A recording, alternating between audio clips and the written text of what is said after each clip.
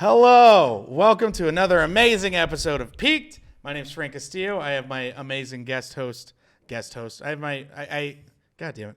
I have my amazing co-host, JP Noda. Nice round of applause. And my amazing guest, Ashely Ray. Wait, is it Ray? Yeah. Okay, yeah. I don't know why. I don't know why I freaked out so quickly as I said it. Ashely Ray. No. There we go. What is the amazing podcast you have? TVSA with Ashely Ray. Yeah. I talk about TV, smoke pot and watch TV. Yeah. We met recently at a cool little powwow, which felt like the weed Illuminati. It did. It was just like I walked in and I was like, every important stoner is in this room ripping a bong. Yeah. It was very like a precious moment. It was all like comedian stuff. It was very, very fun. It was chill, and then it was at the Woods, which is Woody Harrelson's spot. What did you think of it? I liked it. It's a cool little vibe. It was a cool vibe. It's a dispensary, so you can buy stuff. I'm explaining it, I guess, like like a commercial. And you can also smoke in the back. They have this garden. But I think, as stoners, we got very confused. So, they need more clear directions. Who said it? That someone was like, "So, have you been there yet?" Mm. It's a cool little spot. I see what they're like trying to do, but it's like the back's like a lounge, and they have like a bar area where you can sit and drink weed edibles. Yeah. Drinkables, but you can't like smoke, but like they have separate rooms you could go and privately smoke in, and they all look like, people's living rooms. Do you have to like rent them? Yes. Yeah. But then they also have a public space that you could just go and hang out and not have to rent. That's cool. But someone made a good point where it was like, it was so fun because it was so cool and high tech, but you get there and it feels like you're trying to ask, there's like 20 people, but they're all like stoned and don't quite know how to answer your question. So it just felt like talking to yourself. Yeah. It was still a fun experience. Did you ever go to the Green Door Lounge in San Francisco? Mm-mm. That used to be like the spot. It was right above Green Door, like right by the Metreon, down that area. But it was a lounge. You go, you buy your weed, you go right upstairs and smoke, and they had like pool table and like whatever, like sports on or whatever, and like would just have volcanoes and shit you can just rent. See, that's kind of cool. Yeah. And it wasn't even rent. You would just give them like your ID, and they'd be like, "Here you go," and then you get it back after. This place you could get a bong with your ID. I guess they had other things, but it was also you had to order stuff through their website for them to bring it to you in the back. But then it was just so confusing. Yeah. Because then the lady was like, "Actually, you don't have to do that. Like, I'm like a waitress. I can just go get it for you." And then we were like, it took us an hour. I imagine the logistics are almost impossible. Like to keep track of everyone, and because they're also like wrangling other stoners at the same time. Yeah, dude, it's like it definitely looks like it's like they're trying to do the alcohol model with weed, which is there's a way to do it, but I think the way that eventually it's gonna be and the way everyone wants it to be, there's so many laws that like have to and restrictions that have to like finally be planned correctly to you know what I mean? Because they're like, you can't have alcohol this many feet close to a weed plant, or like a weed plant this close to an edible. It's just like it's a weird space to be in. Yeah, absolutely. It's kind of strange. I think like having a lounge as part of your business is like, to me, sounds like a nightmare. Yeah. The entire time. Just like, so the maintenance of it and like having to make sure your shit's clean. Because remember what happened at, what was it? The cafe, the weed cafe. Like, wasn't there like a herpes outbreak or something like that? No. Was that real or was that fake? Was that propaganda? Allegedly. Allegedly. Yeah. But no, because I remember it was all over, and that's kind of what they're not around anymore. Yeah. So I mean, it's one of those things that like it declined people enough. We did rent a bong, and I was a little like, how often are they cleaning these? Yeah. Well, so the biggest thing is like I remember like when they did it, they then posted like a photo of 99% alcohol, like saying like we do clean our shit. And then my boss comes over and just goes, my boss Simon just goes, yeah, so 99 is really good for like getting sticky stuff out of your stuff. He's like, but like bacteria doesn't die with 99%. You need a little bit of water for it to break into the bacteria's cell walls for it to actually kill the bacteria. So you need like 70-30, which they weren't using.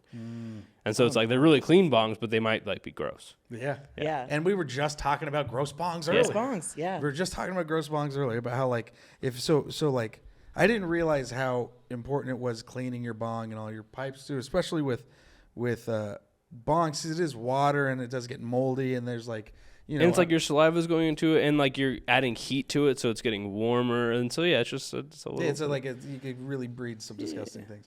Yeah. So I'm like such a stickler about cleaning stuff. You said you were. Yeah, I'm a once a week bonger. Like I use it as a special thing. So then I clean my bong once a month, which is about 3 to 4 uses. Do you leave the water in there, or do you dump it? No, I dump the water after every use. Okay. The people who leave, come on. Dude, that's when it gets bad. I mean, I've seen so. I've seen it. I've gone to people's houses where it's just caked. And Frank's they come want to on. hit it, and I'm like, no. Dear God, no. You've come a long way, my friend. I've cleaned people's barns. I've gone to. Yeah. And I think, is that inappropriate to go and clean someone's barn?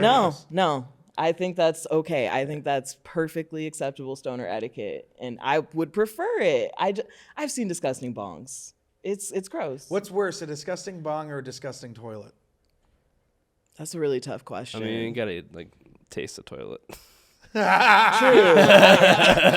So I'd say bong. I gotta say bong. And Y'all not tasting toilets? even the worst toilet I've ever seen in high school, I dated this guy. His dad was a janitor, and also he was a janitor, but neither of them would clean the bathroom at their house because they said they didn't bring work home with them. So they had the most disgusting toilet, like just like 16 years of shit caked up. Like no one would clean it at all. And I saw that toilet, and I'd still say bong. I mean, you're still gonna use the toilet. Yeah. That was so much, so quick. I was not expecting that at all.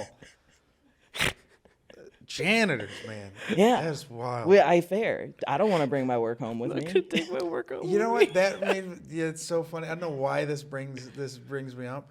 This brought this thought up to me, but there was a time where I remember I was dating a girl, and we kissed, and immediately after we finished kissing, because we went out drinking, after we finished kissing, she was like, that alcohol reminds me of my dad. And I was just kind of like, we can never date again. We can never go out. But I don't know why that made me think of that.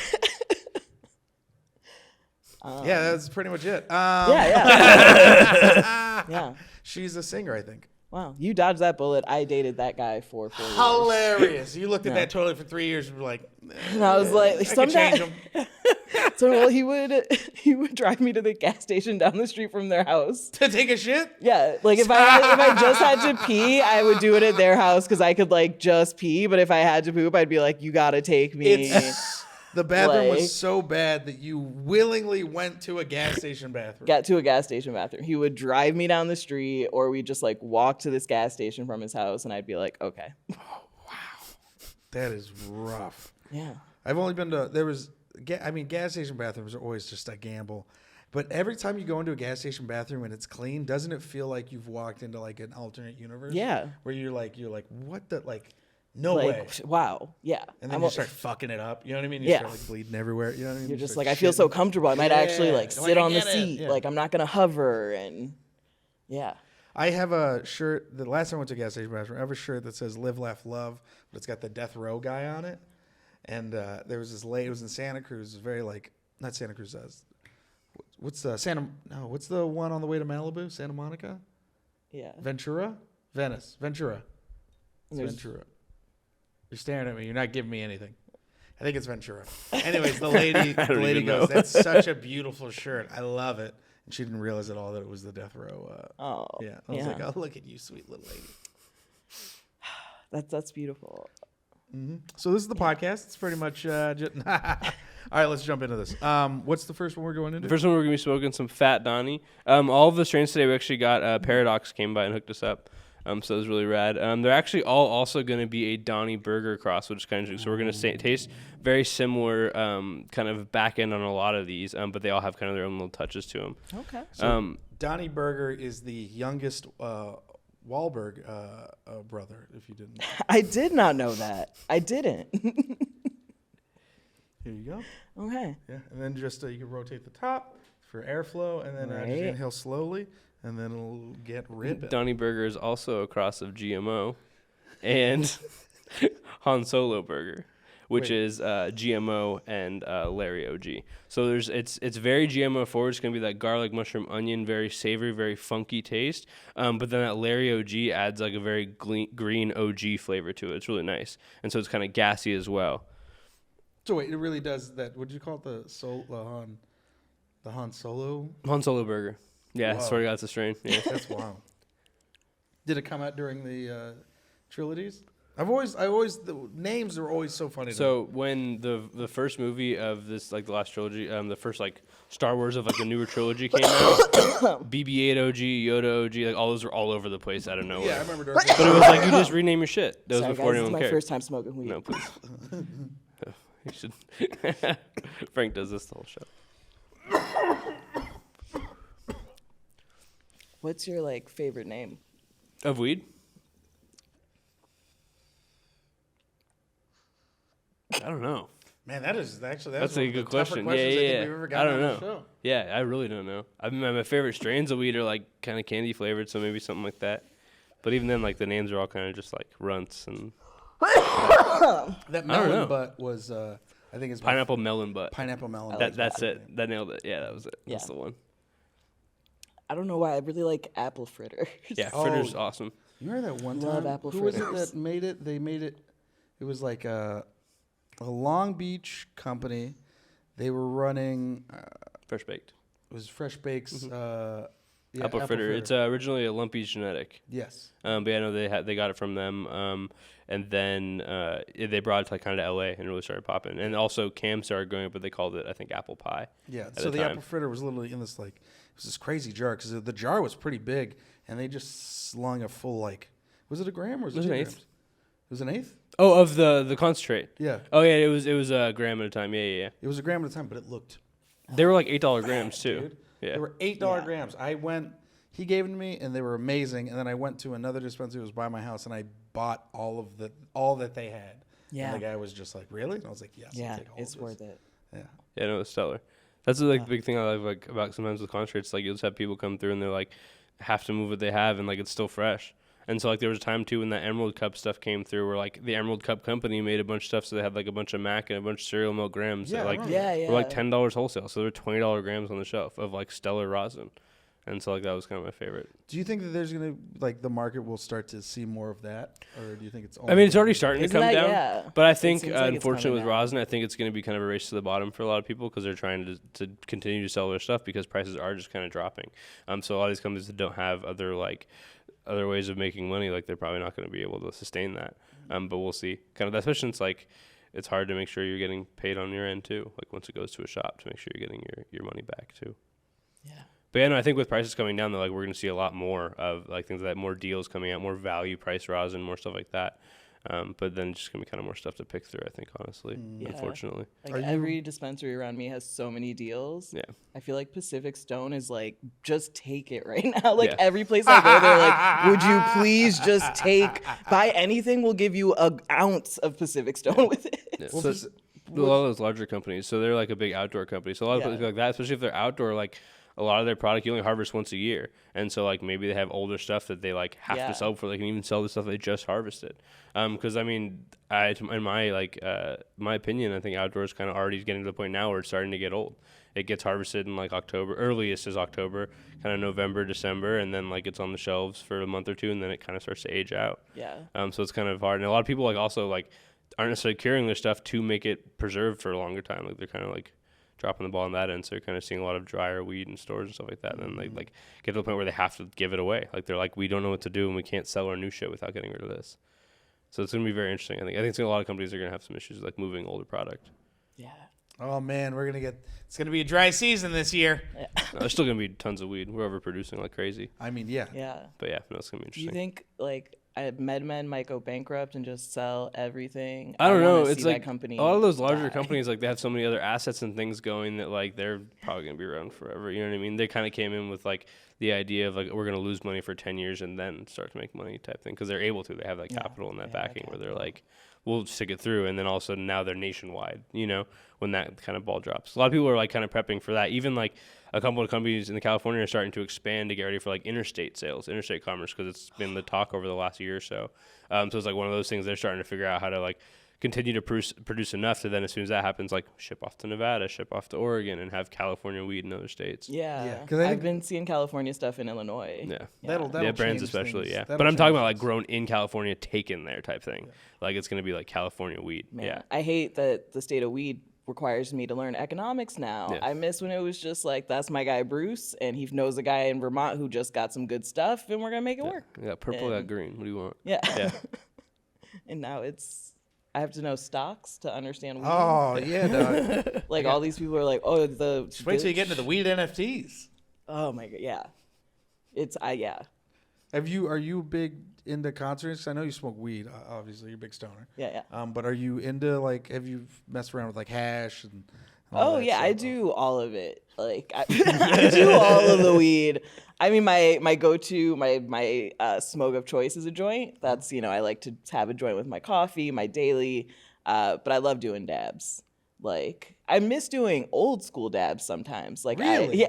Like on like a glass piece with a torch? Yeah, like a glass piece with a torch. That's how I used to do it in college. Like when I first did it. Who introduced you to that? I sold weed in college. Of course. And my supply lived in the next town over, this like middle of nowhere place in Western Massachusetts. And I would drive to like pick up from him. He lived in this just like shithole of a abandoned house kind of that like him and two other students turned into apartments, no real doors, just like hippie curtains everywhere. And we would just go there so I could pick up. And then he would one day was just like pulled out this giant glass dragon, like as big as this table. Like, the ones with the different chambers? Yeah. And then like the thing at the end, and he was like, you got to do this. And I just remember doing my first dab, seeing colors, just being like, your whole place is melting, not moving for 3 hours, and then having the craziest drive back to my campus. Yeah, I think you smoked meth for the first time. It might have been meth. That's always the interesting story with like dabs, is because I think I told the story when I went to North Carolina. Someone had the honey badger. Do you know what that is? Is that like the sipper thing? It's like a sipper thing. And it's got a chamber in the middle that holds the water, and then you heat the end, and then you hit it. Yeah. And so I was doing that, and I was like, my friend was like, I wouldn't worry about what you were smoking. I'd worry about what other things he smokes with that. And then I was like, oh, shit, I didn't think of that. Yeah.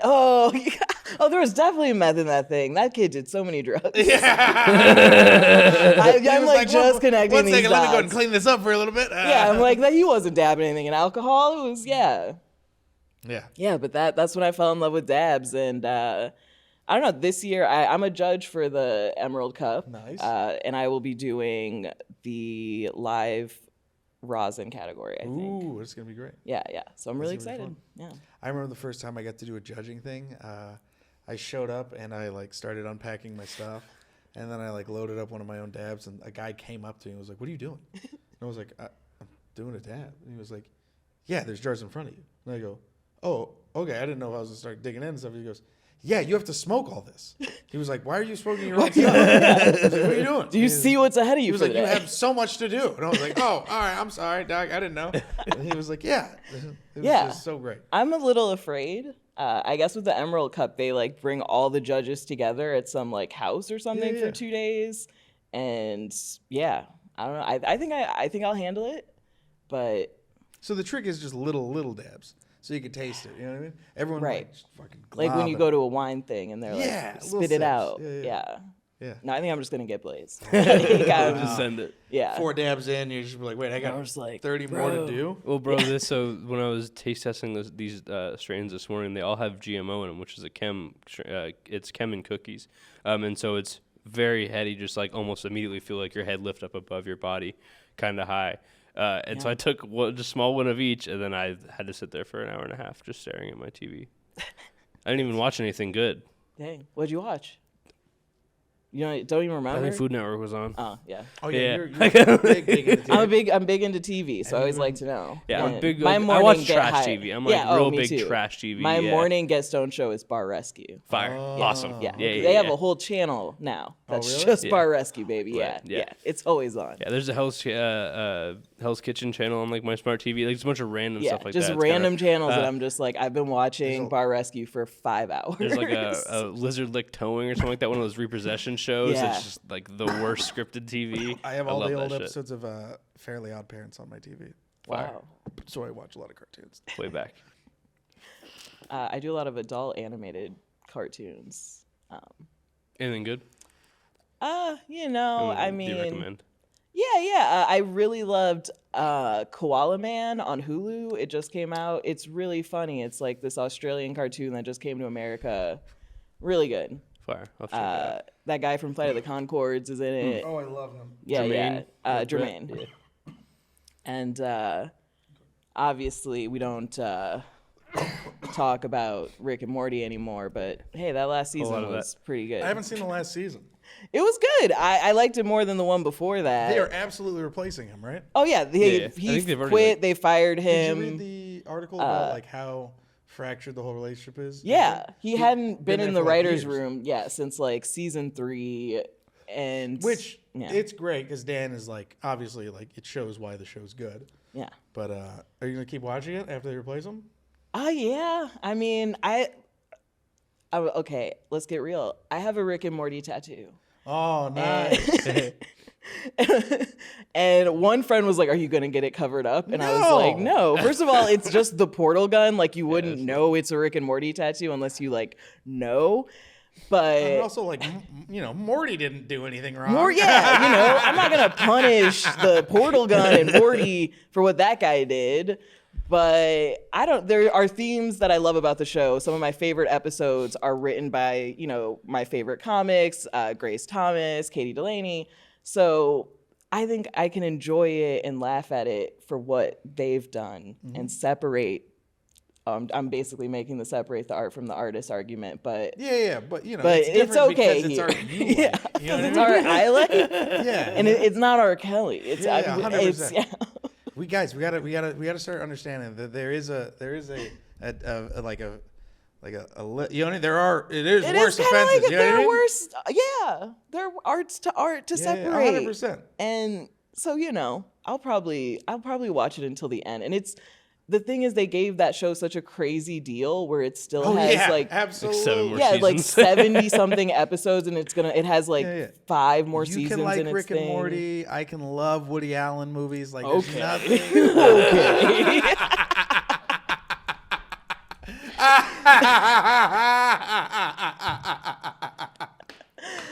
I mean, it's so Crystal is pretty funny. Hilarious. Crimes and Misdemeanors is really good. I'm not gonna. Don't go watch it though. What'd you say? I said Crimes and Misdemeanors is really good. Which one's that? It's the one with the guy from MASH. Oh yeah. Alan Alda. Yeah. And Hannah and her sisters.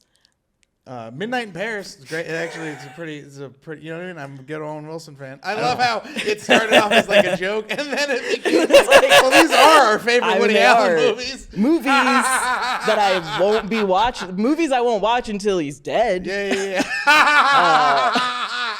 There you go. The random moral arguments we make with ourselves to make us not feel like terrible people. I do love all the people will write those articles that's like, why I'll watch Woody Allen as soon as he's dead and in the ground. And it's you're planning on it. Okay. Yeah, it's so funny. So funny. Oh my God. Yeah, there's we can keep going more, but I like this podcast. I don't think I've seen the Woody Allen movie. Oh, okay. So you're better than us? Is that what you're saying? No, I'm just saying. Okay, Mr. Morals. All right. Well, like Annie Hall. I gotta go. These are terrible people. He's like, I can't podcast with bad people. I was just trying Have you seen? So he loves bad TV. I love hearing about bad TV because I love just bad never TV. have a chance to. Have you heard of MILF Island? Yes, of course. Was it you who's telling me about it? No, dude. No. Episode. No, well, because I saw you. I mean, I have talked about it a lot on my podcast, and I've talked about it with people because I need to know I'm not imagining it. So I have talked about it, but it's one of those shows that I'm just like, what had to happen for someone to be like, yes, this is a show, let's put it on the air. And it's clear no one knew what they were doing because they changed the rules they knew what they all were the time in the show. Wait, there's rules to the show? What are the rules? They aren't supposed to reveal who they are and. Wait, so the concept is they're all moms and all the kids are all friends of. They're all each other's sons, right? What? So it's the sons of the moms. Exactly, right? I'm gonna have to play that back. I don't know how. They're trying to date the moms. Exactly, but they don't know who's mom's who, right? Yeah. And then they're not allowed to reveal that this is my mom. Yeah, but then they also will fight and be like, he's scheming on my mom. And I don't know, my favorite clip, there's this one kid who is really trying to target this one guy's mom because he doesn't like him. Oh my God, I love this show already. This kid is so smooth. Like he was bringing the mom tea and stuff, and it's just like, oh, I just wanted to, make sure you have a nice morning and blah blah blah. He's like, could I give you a foot rub? And then someone on TikTok like slowed it down and it becomes clear in every scene this kid is just looking at the mom's bare feet. Like he gives her the tea and looks down at the feet. He's like just looking at her feet the whole time like they're massaging, and you're just like, oh, he has a weird foot fetish for this mom. Like, and this is just on television, and it's very clear. Like, they just start closing in on like him with these feet. My mom messaged me. She was like, "Have you seen what's on TV these days?" And I didn't have to read the rest of the message because I knew I was like, "Yeah, I have. Have you not watched TV recently?" She was like, "There's people that are just like half naked and doing this, blah blah." Like, yeah, mom. Yeah, the world's ending. Yeah, the world is ending. My mom sent me a text that was like, have you seen this MILF Island? Like, this is horrible. What are we doing? It was like, you know what we're doing. You thought, bro, you remember when Real World came out? Yeah. It like changed. They were like, it was literally just people living their lives with a camera. And now we've come to the point in reality where you're like, yo, let's put people in fucked up situations. Or let's find the most fucked up people. I watch all those TLC shows. Honey Boo Boo, the fact that we let that become a thing is insane. Like, did you know, I still read the stories and stuff. Like, like her ex-husband ended up being like a pedophile. She lost the show. And then she ended up getting the show back because now it's about her and Honey Boo Boo or whatever. Yeah. And because America's like, no, we're not gonna not watch this and watch this. And then the mom was on that hot show where she was gonna lose weight and get hot. She didn't. She got kicked off the show, I think, because she wouldn't follow the rules. They're supposed to. A different pedophile. No, it was a whole thing. Yeah, but I think we just want to get more and more taboo things on TV, and every channel is just trying to get closer and closer to incest without doing it. And that's how you get MILF Manor. I think I said MILF Island. MILF Manor, because we can't show what we want to show. Yeah. Yeah, and it's there was, the most insane show that came out last year. It was called Adults Adopting Adults. I don't know if I know that you didn't hear about it because it was ripped off the air after 2 episodes because it came out that one of the guys was straight up a human trafficker in the middle of filming it. And people on TikTok were like, hey, are you guys seeing this stuff he's posting on his own TikTok? It's really crazy. He's saying this girl owes him money and he locked her in the basement. People are wondering. It's truly a show about adults who, and some of them are legit cases, like these kids who were raised by their foster parents and were never properly adopted, and finally it's getting a proper adoption, and so that's it's beautiful. Sweet heartfelt stories, and then the craziest shit you've ever heard. And then it's this guy in Ohio with his wife who they make very clear immediately he has cheated on 4 times. Her first confessional is, Bob's cheated on me 4 times, and when we first tried to adopt an adult, it was a 17-year-old girl, but then he developed inappropriate feelings for her, so we couldn't go through with that adoption. So now he met a new girl he's gonna adopt. She's 19 and she's from Ukraine and she's pregnant. And he's made this girl the background on his phone, and it's not a daughter picture. It's her fresh out of the shower. And he's just no, I totally just see her as a daughter. Of course, she finally comes, and he's you're gonna sleep in this trailer on my property. Also, he had cameras everywhere. She's 8 months pregnant and all this stuff. And he's just eventually she got to a point where she was I don't want to live with you. It's scary. I'm going to stay with this family from a church until I can just go back home. And he locked her in the basement and was no, you can't. That was that was the pilot. Truly. And it was you watching it, you were the first thing he says, his wife is what do you want to put on your welcome sign for the airport? The wife is welcome to America. And he's how about I put give me a blowy? Jesus Christ. Straight, he's just give me a blowy. And all this comes out, A&E freaks out, rips the whole show off their website. Every mention of it, it's taken off of Hulu, IMDb. If you try to find episodes, they are gone. That's wild. They just buried the entire show. You were telling me about Phrogging, right? Yeah. Have you heard about this? This fucked me up, and I told my wife. Yeah. She immediately, because we had a crawl space, she immediately latched stuff onto it and closed it. Did I tell you about Phrogging? No? Phrogging, producer shaking a stranger in my house. Okay, go ahead. You now have the floor. Let me load up the second. Okay, yeah. You load this up, and I'll set the scene. It's this show. Each episode features like 3 different stories of people who had complete strangers hiding and living in their house without their knowledge. So like the first story is a family in Hawaii that had basically a crawl space they didn't know about under their house that like led up to the attic behind this other wall they didn't know about. And this guy had been living there for months. And there were little clues, like they would fold a blanket and they'd come back and the blanket would be all over the couch. Or the wife would be like, I know I left this dress here. Like, how is it here? And she would just like blame her kids. And the kids are like, we didn't do anything. And finally, this guy started recording himself on their computers. And the woman, she got really suspicious one day because she noticed her like camera was on and she was like, I didn't do that. And then she started looking through the camera and the files and she sees videos of this guy in her house. And she's just like, oh my gosh. And there's like months of video. And this guy was like coming down. He was like playing with her kids' toys. He had like all this stuff in the attic in the crawl space. He lived there. It was, wild. And then they found out that he had plans to like do surgery on them when they were sleeping. And he was like Googling things like how to cut up a human body. And there's another one where these 3 girls live together and a guy lives in their closet and they had no idea. And then one night they were all in like one room watching a movie and they heard a phone go off in the other room, but they all were like, we have our stuff. And they're like, somebody's in here. And it just gets creepier and creepier. Did I buy the full season on YouTube because she told me I could? It's worth it. Absolutely. There's one guy who like, this one was the scary, like he had been living in this like divorced dad. He had 2 daughters.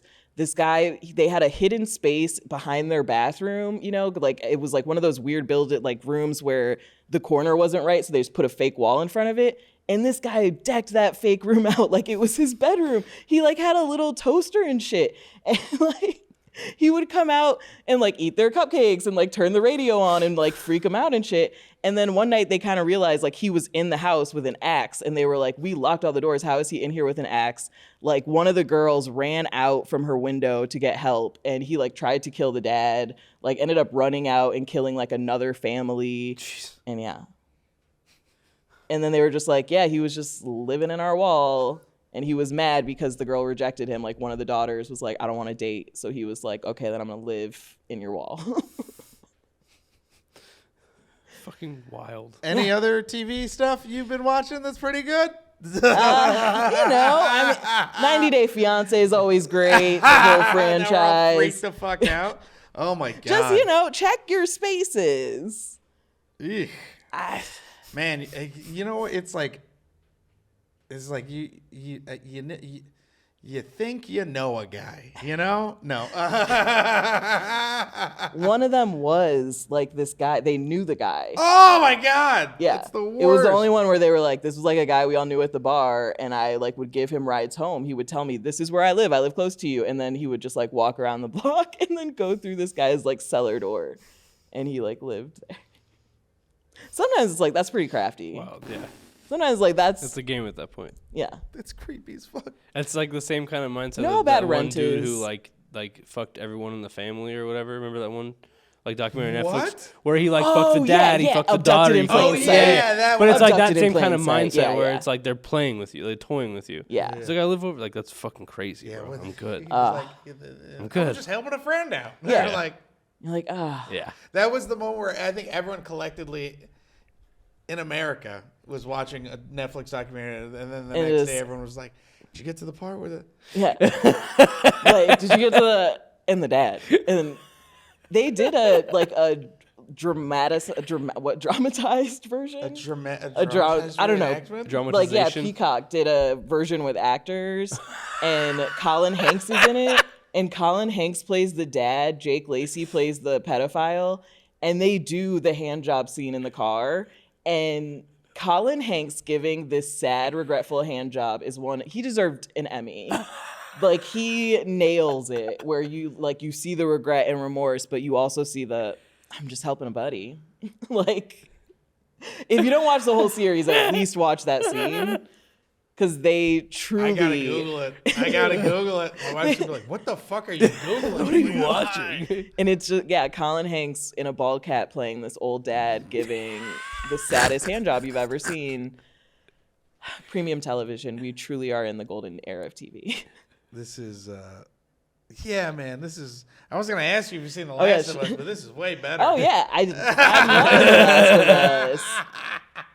I'm loving it. What? All right, talk us into the second. This is the Aloha burger, right? Yeah. What was the middle one? Cool. Yeah, so it's gonna be Aloha burger. So it's gonna be that Donnie burger again, Love that but this time it's crossed with Skittles. So we're gonna give that same very similar kind of GMO funky savoriness to it, with a little bit of that gas. And as you exhale and as you finish exhaling, you'll start to taste that Skittles. That candy will start to slowly come in.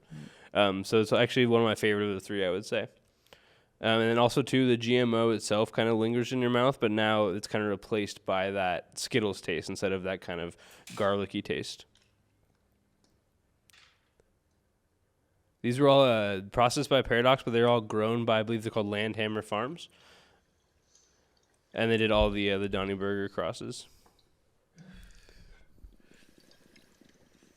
Yes, I.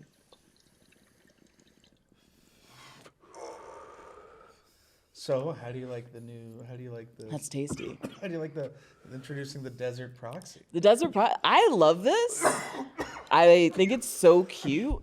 And I'm going to be real. When I saw the Instagram ad for it with the sand and it was like sexy, and I was like, this is the sexy Puffco for the sexy girls like me.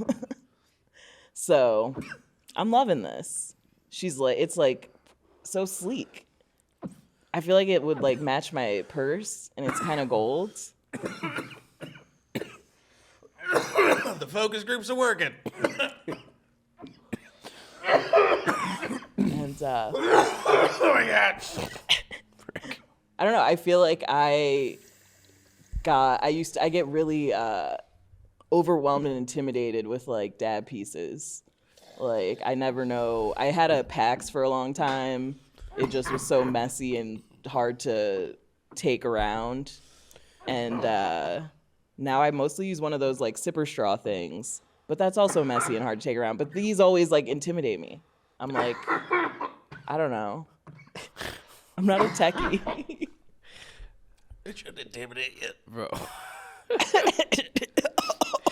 I guess it's killing you. You should not be intimidated by this. But I'm also hitting it on like the highest setting on that secret. You know setting. they got lower settings, right? Yeah, I set you with green this one. Oh, okay. So the green's a little lighter.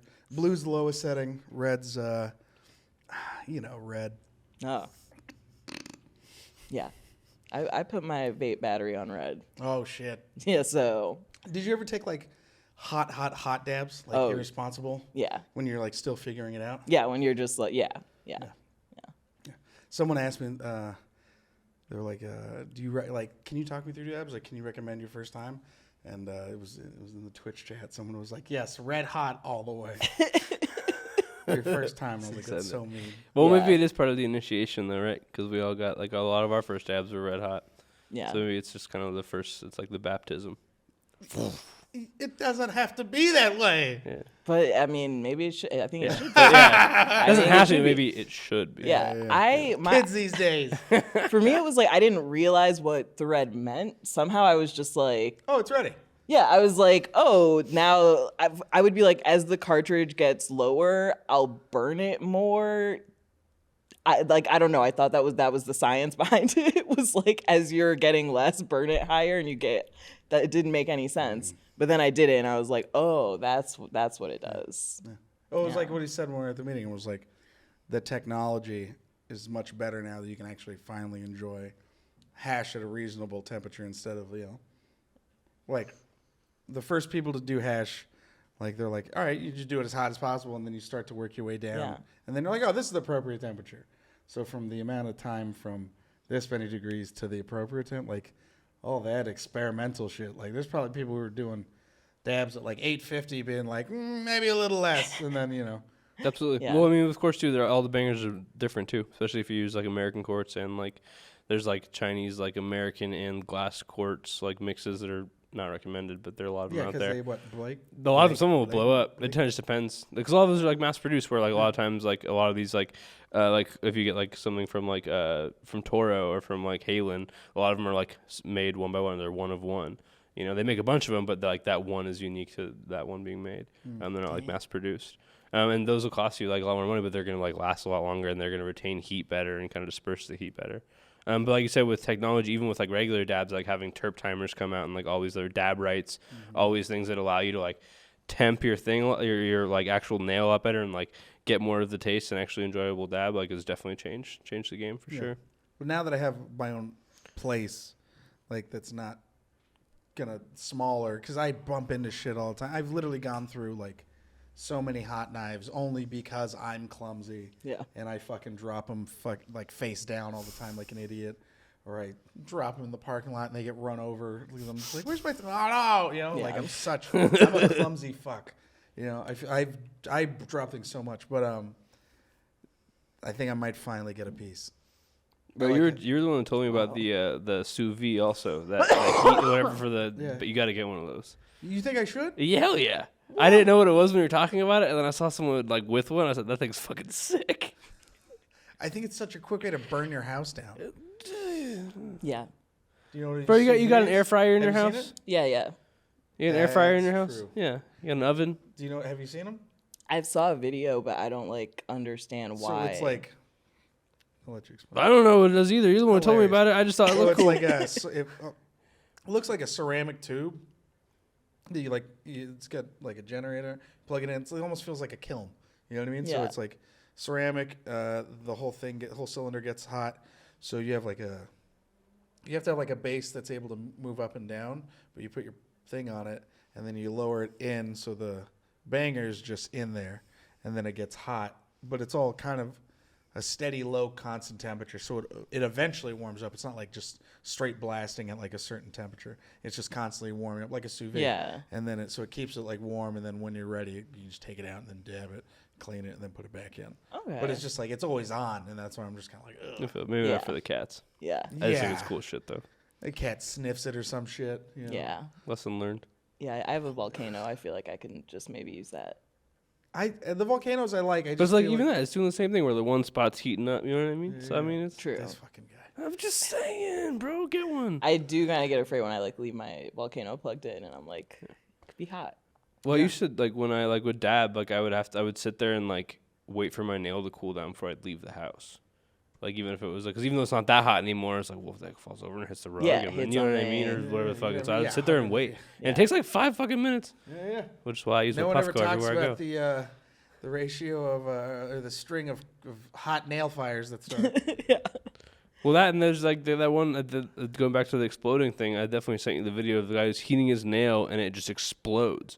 And it's like that's red hot shards going everywhere. And I think like red hot quartz is like 1,000 degrees, 1,100 degrees, and so that's burning into anything. Like it's your carpet's gone, your fucking floor's gone. How does like that explosions happen? Yeah. I would imagine it's like pockets of air or something like that are in the actual like glass or whatever. So that when they're heating, it's not cured properly, and so like it explodes. Kind of like when like you like super cool like a hot glass, right? Like isn't like the air pockets like expand and they explode? Oh, is that why glass explodes when you heat it up and toss it in cold water? I feel like that sounds like something someone would have said to me in science class. I know. I've missed a lot of science I learned because that I smoked pot. We said 2 different things. That's that GMO, baby. Yeah, man, this second one really got me. Ripped. I feel it in the head. Yeah. I sipped on that one a little slower, tasting it more. I'm feeling it more. It's the chem in there. It's that GMO. It's one of my favorite highs. This is behind the That's eyes. great. Yeah. This is going to be a wild fucking drive home. You drive to your old house and you're like, oh shit. Hilarious. They stole everything. What the fuck? Oh, I'll tell you this. So we moved, and we hated our place, and we also knew we weren't going to get a deposit back, so we were like going to move like the last few big pieces of furniture out, and then my wife just looks at me and she goes, you know what, fuck them. And I was like, she was like, yeah, fuck them. And I was like, okay. And she was like, yeah, just leave it. And I was like, I love you, dude. Like, cool, dog. But the point I was making was in between the last days of us, like, because we like moved and unpacked and shit, we'd left like a bunch of plants. And I had left some clones there too. So I had forgot to go get them. So finally I go back and get them. And our neighbors took all of our plants. Because they thought that the landlord was going to chuck everything in there. So they were like, we can't let the plants die. So we were able to get like all the plants back except like 3 clones I had. I mean, kudos to them. Yeah, I was like, that's fine. That's no one knows where they went. Deserve that. I did that the last apartment I moved out of. I was just like, fuck it, and I left like a mattress and a dresser. And I had a shitty roommate though, so it was more like, fuck you. Fuck them, yeah. Yeah, our apartment. I locked the key inside the room, and then I locked the door to the room, so she couldn't get in. I hated her so much. So good. I was like, you're gonna have to call the fucking landlord to get somebody to take this door off the hinges. Yeah. The apartment we lived at was great. The people were great. It used to be family owned, and then this corporation bought it, and then another corporation bought it, and another corporation bought it, and then it was just like the worst. They were just trying to get everyone out. There was like a sweet old lady who'd been there since like for so long. Her lease was like they didn't have paper back then. You know what I mean? Like it was like a handshake deal. You know what I mean? Like the only thing she had was like a receipt for the parking. She had a receipt for like first and last months, but that was it. And then like a paper receipt for like a parking spot. That's how long she'd been there, and it was insane. I remember our neighbor had to take her rent for her because she was getting old, and like he looked at the check and he was like, it was like $550. Was how much she was paying. That's for, the deal. Yeah, That's the dream. Never leave. And it was rent controlled, which means that she got that when it was like $200. Like it's insane to me. That's the dream. Yeah, man. That's the dream. We'll never know that dream. The last place I got was the first rent controlled apartment that I had, and we held on to that motherfucker for like, oh my god. Someone was like, don't leave that apartment until you absolutely have to. And we did. We waited, and then now we finally have this new one. But we're paying what everyone else around us was paying for our apartment at our old place. We're now paying that for our new place, and it's much bigger. So it's like that's fine. That you know what I mean? Like regular rent now, and we got a bigger spot. This is fucking cool. My place with a bad roommate was rent controlled, and it was a 2-bedroom for like $1,700 with a parking spot. Beautiful. I was like, I'm just gonna wait her out. Like, I'm gonna get this whole apartment. She's gonna move out, and she didn't. She drove me out. She was so awful. I just was like, screw it. Are you gonna be on that next season of my terrible roommate or whatever? Oh, I haven't watched the next season. Oh, okay. Have you seen the first season? Yeah. The first one is that. Have you seen that? Oh my god! Like, have you seen roommates that? ever? Worst roommates ever? Yeah. Oh yeah, it's so good. We gotta that one's good. Yeah. It's really good. It's so good. That one's good. My old roommate could have been on it. I think she wanted to get me murdered. Whoa. Yeah. Jeez. One night she left the door to our apartment wide open. Wide open with the TV on and our curtains wide open. And like we lived in one of those apartments that had an open courtyard. She didn't smoke pot. Crazy. She said that she got she said she got too riled up by the Joe Biden Trump debate. And she got so mad that she forgot to close the door and turn the lights off, and she just went to sleep with the door wide open. And I woke up that morning and I'm just like, what? Why is the TV on? Like, why is the door open? Did she go do laundry? What's happening? And she just wakes up and is like, hey buddy, what's up? I'm like, well, we could have been robbed and murdered. The door was wide open. She was one of those people who'd be like, I can't get the mail because it gives me anxiety. So when I'd be like on tour, she just wouldn't get the mail, and then they'd stop delivering it. It gives me anxiety. Anxiety. I'm gonna guess. Did you know you could opt for that? You can just say, did you know you could make that choice? Didn't know that. Yeah, I didn't know either. Yep. Just be like, no, thank you. Isn't it crazy when like you see people who are like, oh, you had good parents. You know what I mean? Where like your parents would totally like let you do this shit. Yeah. Whereas like I vividly remember if I did some shit like that, I'd get something thrown at me. You know what I mean? Oh yeah. I couldn't do any of the things she did. She totaled 4 cars in the 2 years I lived with her. And every time her parents would just be like, here's $4,000, go get a car. I remember it was so fun. I had a friend who totaled their car, and I remember their parents were like, I'm just glad everyone's safe. Yeah. And I was just like, that's crazy. Yeah. Because I knew if I totaled a car, my dad would be like, you have to be dead. You know what I mean? Like, and you better be in the hospital. And if you are in the hospital, it better be their fault. Yeah. Otherwise, fucking no. What did you do? Yeah, what did you do? Yeah, like oh, what? shit. Oh my gosh, no. Yeah. My mom would be so angry. And every time the accidents were her fault. One time she totaled her car, she hit a parked food truck. She was making a U-turn and she turned too wide, hit a parked food truck. And then the cops got there. Yeah, like she smashed fully into it. Like, and then the cops got there. She started crying, white girl, and she started crying. And then the cops gave the food truck driver a ticket because they were like, technically he was like 3 inches into the red part of the curb, so he shouldn't have been parked that close. So they were like, really, it is kind of his fault. Hell yeah. And I was just like, how?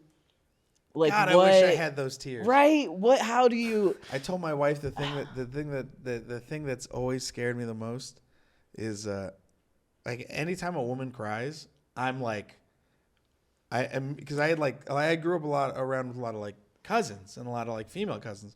So if any of them cried, it was always just like, oh no, because you know what I mean? Like, what? Yeah, how do I get pause. this to stop? Yeah, like what do I have to do? Like, because I don't want to get in trouble. You know what I mean? That like terrible feeling.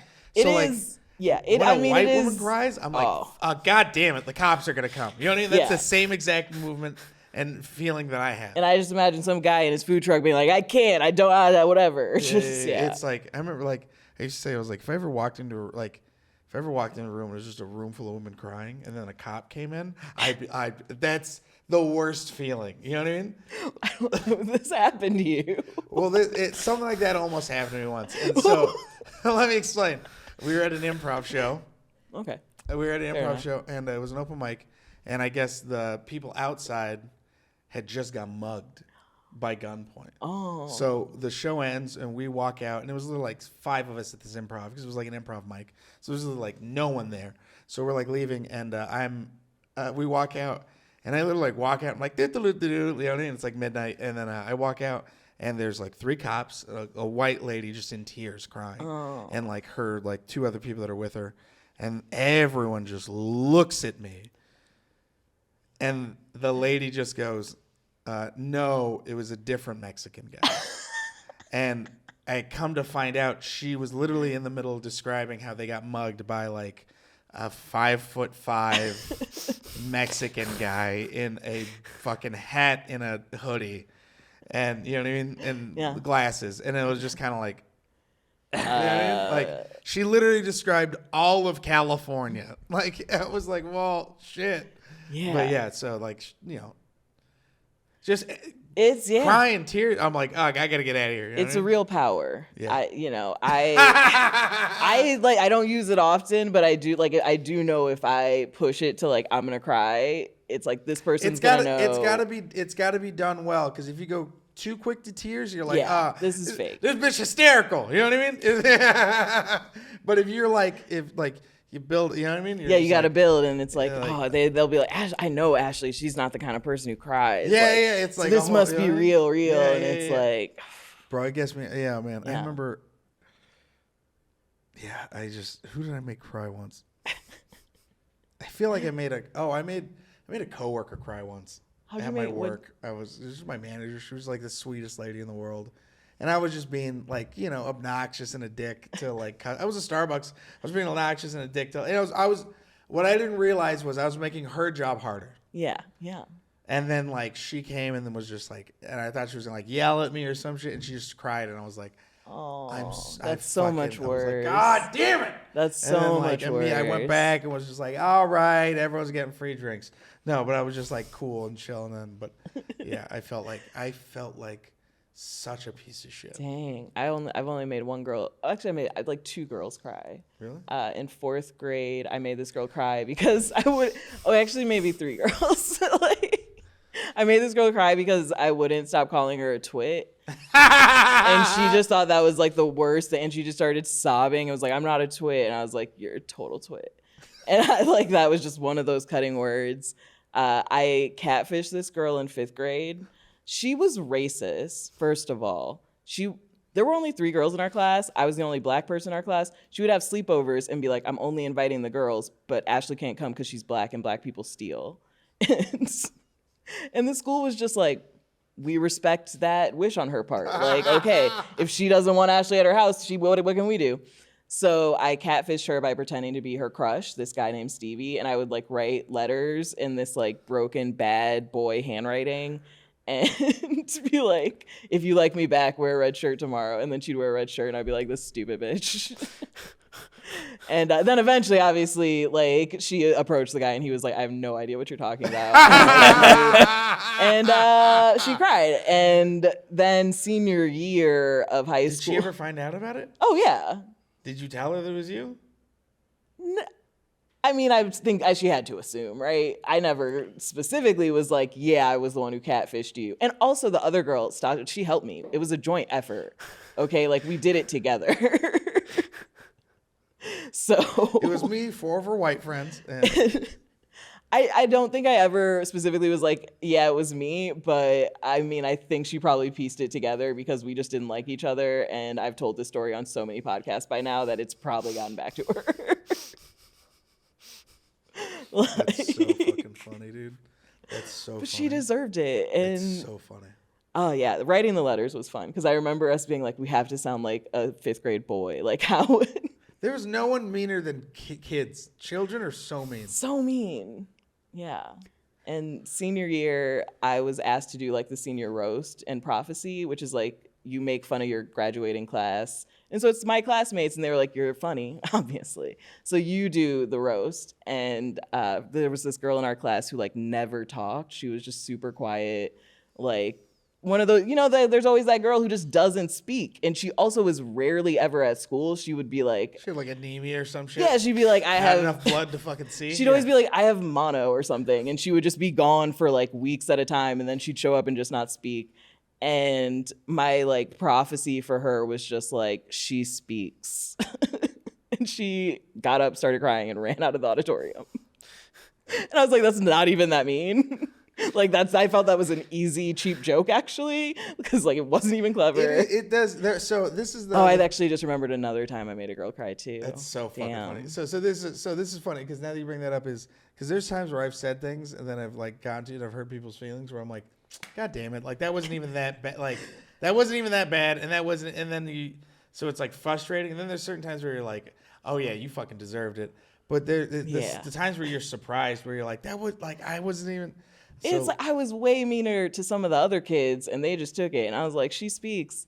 And yeah, the other time, there's a girl in our class. She was in the like orchestra, and she was second cello, and she wanted to be first chair so bad, and she never got it. She just was always second to Katie Schultz, who I think like plays for the Yale Orchestra, is like a genius now.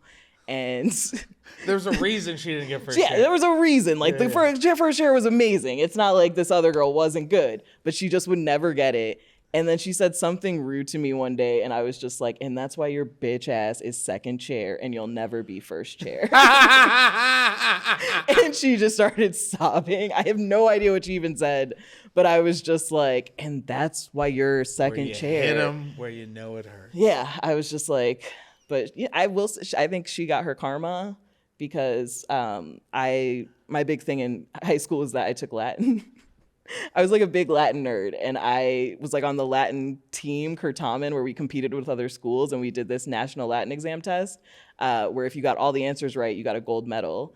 And 3 years in a row, I got the gold medal, and it was my senior year. I needed the gold medal, and then you also get a gold Latin dictionary.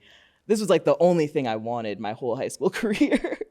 In my senior year, I didn't get the gold. I was like one off from getting it. And when they announced it, because they did a big ceremony to announce all of them, and when they like got to the gold and I was just like waiting for them to say my name and they didn't, I gasped. I audibly gasped in the auditorium. I was literally like, and my Latin teacher like looked at me, and then that girl looked right at me and laughed in my face.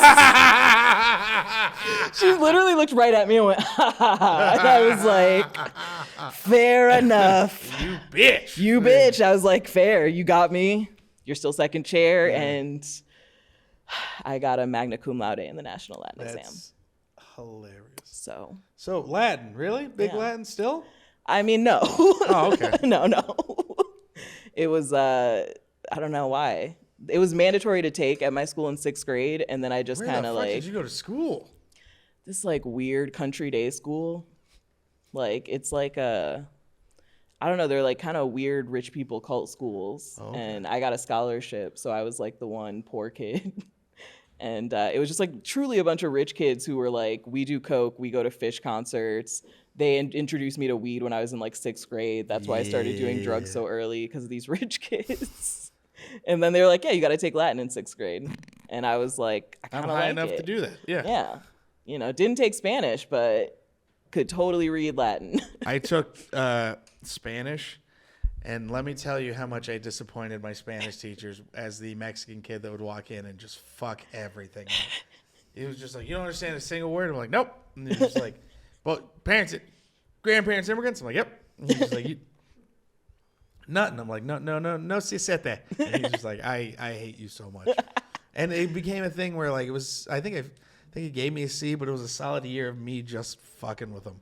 Our Spanish teacher would give you extra credit if you brought in Chipotle. She was also Asian, and she would give the actual Hispanic kids in our classes D's and C's because she would be like, you're not speaking like proper Spain Spanish. And they would be completely fluent and like say, and she would just be like, well, in Spain they would do this and you didn't. So she would just like give them bad grades, and that's when I was like, this is all a lie. This is nonsense. This is nonsense. Yeah. Yeah, my mom still calls me a bad Mexican. Every she'll call me and then just call me. She'll say I'm bad at being Mexican. I'm trying to learn Spanish. I went to Colombia last year, and I did the Duolingo. I tried to hit it up every day. I'm going to Barcelona for the first time. You gonna do the Duolingo? Should I? What do I do? You download it and then you do it every day. And you learn. I think you learn. I'm too competitive for it. Like, I wasn't learning. I was just trying to beat other people because they, like, have rankings every day and you want to be number one. And so I, like, found a way to trick the system where I would play this one card game for, like, 40 minutes. And if I did that, I would always get more points than everyone else. But I wasn't actually taking the lessons. I was just like, I'm number one. So if you don't do it that way, I think you will learn a lot of Spanish. Yeah, I'll watch things on subtitles sometimes just to try to pick something up, but yeah, that's pretty much about it. What? Why did you scoff? That was funny. All right. What's their third flavor? You tell me. That is the Donnie Burger. Just the OG Donnie Burger. Yeah, so that's going to be the father of, I guess, all these. Not father, but the one that's crossing all these. Father. It's going to be that Han Solo burger and the GMO. So that Larry and then that GMO. So this one's literally just going to be that clean OG gas, but then complements with that nice garlic mushroom onion. And then double tap to fire. Wow. Right? So this easy. Is the droplet. You had this one before, right? Yeah, I used that at the event. Oh yeah, it was ridiculous. Yeah. Oh, and I think on New Year's maybe. We smoked a lot New Year's Eve. Sweet. Yeah, New Year's Eve was a lot of fun. Yeah. All right. Anything you want to plug before we get out of here after this one? You can listen to my podcast, TV I Say, with Ashely Ray. It's all about TV, and I talk to your favorite actors, comedians, writers, all about television. Or just follow me online at the Ashely Ray. And, you can see my shows, whatever. I'm too high to really remember. Oh, my God. This was a lot of fun. You can catch me in Barcelona in Spain. I'm going to Spanibus, and then I'm doing a bunch of shows at the Barcelona Comedy Club, I think is what it's called. We got more episodes coming out. Thank you so much. JP, anything you want to plug? Nah. Follow me on Instagram. Please rate and subscribe to the podcast. And thank you so much to our amazing guest. Thank you, Puff Girls. Third wheel. Have a good night.